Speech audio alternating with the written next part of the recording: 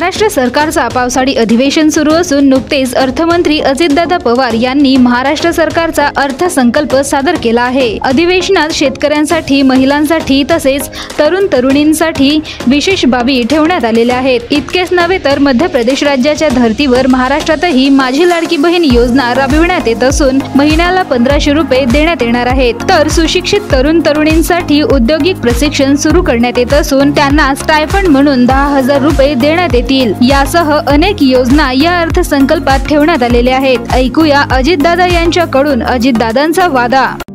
नमस्कार माझ्या महाराष्ट्रवासियांनो, मी काही दिवसापूर्वी अर्थसंकल्प सादर केलेला आहे। तो तुम्ही सर्वांनी पाहिला असेलच।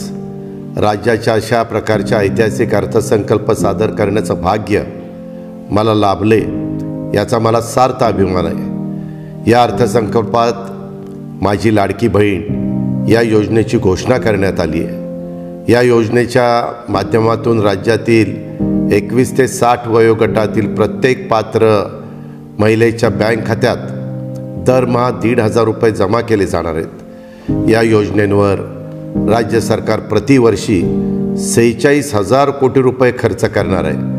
आजवर आपण पाहत आलोय की प्रत्येक कुटुंबातील आई स्वतःवरील खर्च शक्य तितकी काटकसर करते, पण आपल्या मुलाबाळांना काही एक कमी पडणार नाही याची काळजी ती घेते।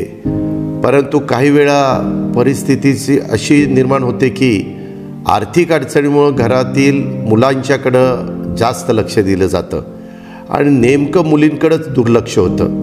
मात्र आता मला आशा आहे की माझी लाडकी बहीण या योजनेच्या माध्यमातून मिळणाऱ्या अर्थसहाय्याच्यामुळे राज्यातील माता भगिनींची ही विवंचना निश्चित दूर होईल। त्या आर्थिकदृष्ट्या अधिक सशक्त आणि स्वावलंबी होऊ शकतील।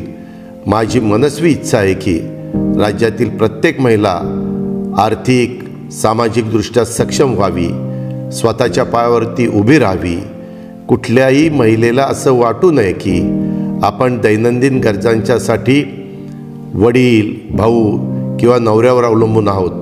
त्यामुळेच ज्यावेळी माझी लाडकी बहीण योजनेचा विचार करतो तेव्हा मला ही योजना म्हणजे महिलांच्या सक्षमीकरणाच्या दृष्टीनं टाकण्यात आलेलं अत्यंत क्रांतिकारी पाऊल वाटतं। आमच्या सरकारने आपल्या अनुभवाच्या जोरावर हे अशक्य वाटणारं काम शक्य करून दाखवलेलं आहे। एवढेच नाही तर राज्यातील माता भगिनींनी पुरुषांच्या तुलनेत कुठेही मागं राहणार नाहीत हे सुनिश्चित करण्यासाठी इतर अनेक पावलं उचलण्यात आलेली आहेत।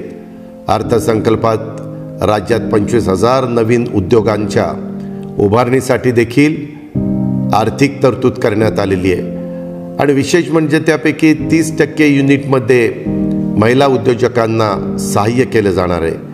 महिलांना पिंक ई-रिक्षा चालवण्यास सक्षम बनवलं जाणार आहे। शिवाय शाळा कॉलेजमध्ये शिकणाऱ्या मुलींना देखील मोफत शिक्षण दिलं जाणार आहे।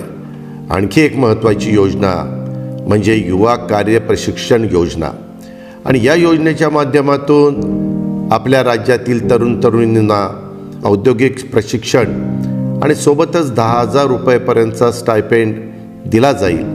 महिला, तरुण तरुणींच्या सक्षमीकरणाच्या बरोबरीनं राज्याच्या आध्यात्मिक सांस्कृतिक परंपरा जपण्याचा आणि पुढे नेण्याचा शासनाचा प्रयत्न आहे। त्यासाठी आपल्या वारकरी बांधवांच्यासाठी मुख्यमंत्री वारकरी संप्रदाय महामंडळ स्थापन करण्यात येणार आहे। पंढरपूर वारीला जागतिक नामांकन मिळावं यासाठी देखील युनेस्कोकडे प्रस्ताव पाठवणे, वारीतल्या मुख्य पालख्यातील दिंड्यांना प्रतिदिंडी 20,000 रुपये देणं असे अनेक महत्त्वाचे निर्णय आम्ही घेतलेले आहेत। राज्यातल्या वारकरी बांधवांच्या पाठीशी भक्कमपणे उभं राहणं आणि वारकरी संप्रदायाची परंपरा पुढच्या पिढीपर्यंत समर्थपणे नेणं यासाठी मी आणि आमचं राज्य शासन बांधील आहे। तुम्ही पाहिलं असेलच की अनेक नकारात्मक निगेटिव्ह लोक या अर्थसंकल्पावर अकारण टीका करत आहेत।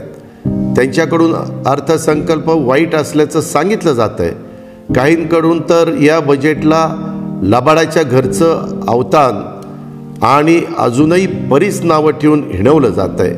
मला फक्त इतकंच सांगायचं आहे की या लोकांच्यामध्ये आणि तुमच्या अजितदादामध्ये हाच फरक आहे की ते राजकारण करणार आहेत आणि तुमचा दादा काम करणार आहे.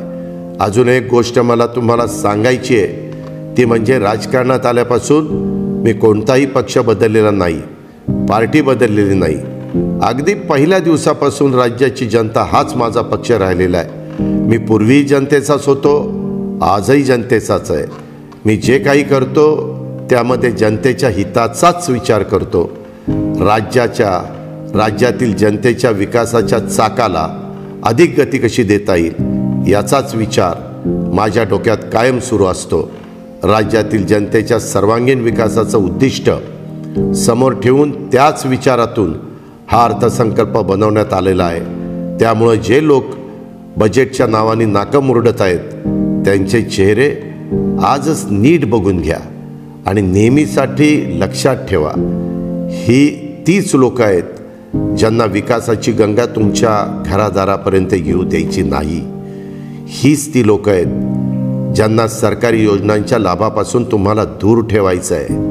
मी अर्थसंकल्पात राज्यातील गोरगरीब कुटुंबांना वर्षभरात 3 गॅस सिलेंडर मोफत देण्याची घोषणा केली आहे.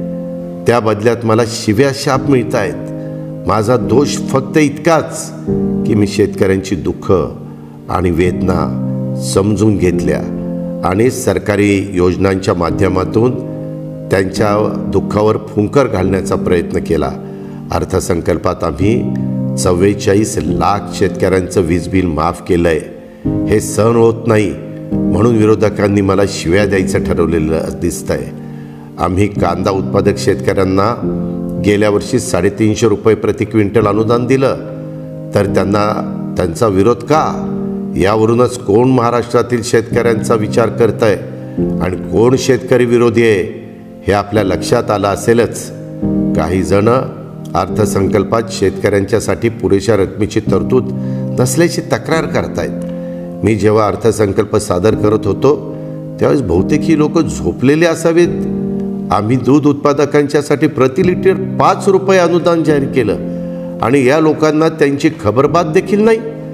आम्ही कापूस आणि सोयाबीन उत्पादक शेतकऱ्यांच्यासाठी हेक्टरी 5,000 रुपये बोनस जाहीर केला. धान उत्पादक शेतकऱ्यांच्यासाठी हेक्टरी 20,000 रुपयाचा बोनस त्या ठिकाणी दिला जातोय. इतकं सगळं करून देखील हे लोक आम्ही काहीच केलं नसल्याची बोंबा मारतायत. त्यात तथ्य नाही.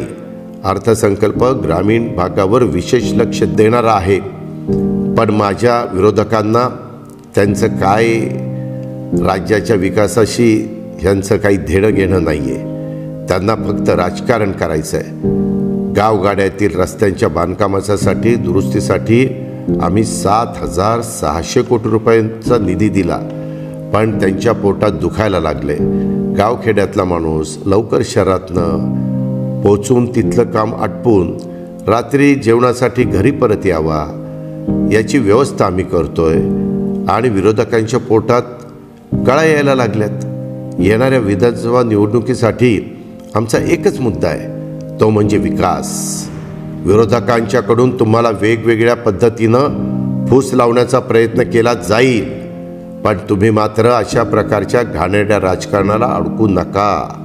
तुम्ही फक्त याकडं लक्ष असू द्या की तुमच्या दारामध्ये विकासाची गंगा कोण घेऊन आलंय, विकासाच्या मुद्द्यावर कोण बोलतंय आणि तुमची कामं कोण करतंय, कुणाचा ट्रॅक रेकॉर्ड आहे काम करण्याचा, काम करून घेण्याचा आणि काम करून दाखवण्याचा.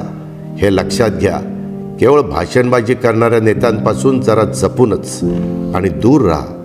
जे नेते काम करत आहेत त्यांच्या पाठीशी उभे राहा, त्यांनाच मतदान करा. तुम्हाला आठवत असेल की 2014 साली मी शेतकऱ्यांच्यासाठी कृषी संजीवनी योजना सुरू केली होती. त्यामुळे शेतकऱ्यांचं वीज बिल कमी झालं.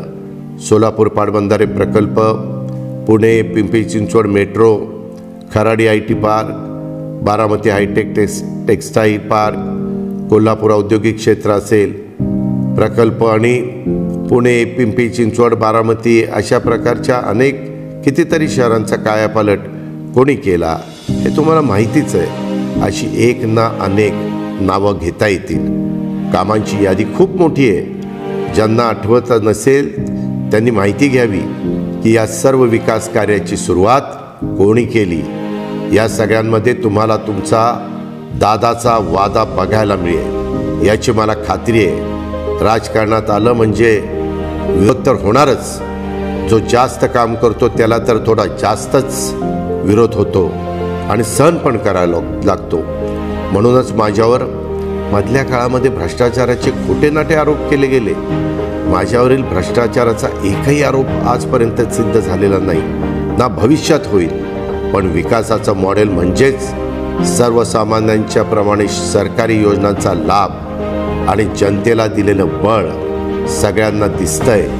या पुढच्या काळात देखील हे असंच दिसत राहील. या विकासाच्या मॉडेलची जी पायाभरणी आम्ही करतोय त्यावर विकसित महाराष्ट्राच्या उभारणीचं स्वप्न साकार होईल.